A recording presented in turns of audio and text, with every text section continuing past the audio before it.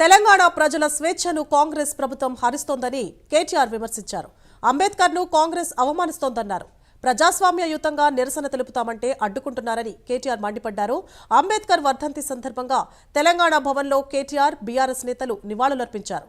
రాష్ట్ర ప్రభుత్వ తీరుపై కేటీఆర్ విమర్శలు గుప్పించారు.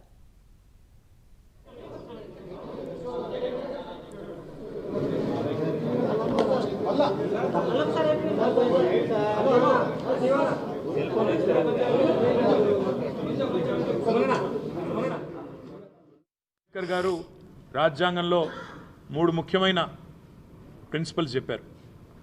Equality, Liberty, fraternity.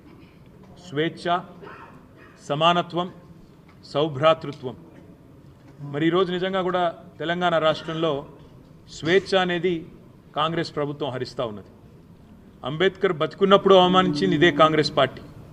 అంబేద్కర్ జీవించి ఉన్నప్పుడు అవమానించింది ఇదే కాంగ్రెస్ పార్టీ. అంబేద్కర్ గారు ఈరోజు మన మధ్యన భౌతికంగా లేకపోతే ఈరోజు మళ్ళొక్కసారి తిరిగి కాంగ్రెస్ ప్రభుత్వం వారిని అవమానిస్తూ ఉన్నది. ప్రపంచంలో ఎక్కడా లేని విధంగా 125 ఫీట్ల 125 అడుగుల నిడివితో బ్రహ్మాండంగా కేసీఆర్ గారు హైదరాబాద్ నడిబొడ్డున హైదరాబాద్లో ఉన్న తెలంగాణ సచివాలయానికి వారి పేరు పెట్టడమే కాదు, తెలంగాణ సచివాలయానికి డాక్టర్ బాబాసాహెబ్ గారి పేరు పెట్టి గౌరవించడమే కాకుండా ఆయన స్ఫూర్తితో నిరంతరం అక్కడ కూర్చునే పాలకులు పరిపాలించాలని ఎల్లవేళలా ఆయన మనకు దిశానిర్దేశం చేసే విధంగా అక్కడికి కొన్ని కేవలం కూతవేటు దూరంలోనే అంబేద్కర్ గారి విగ్రహాన్ని అద్భుతంగా ఏర్పాటు చేశారు.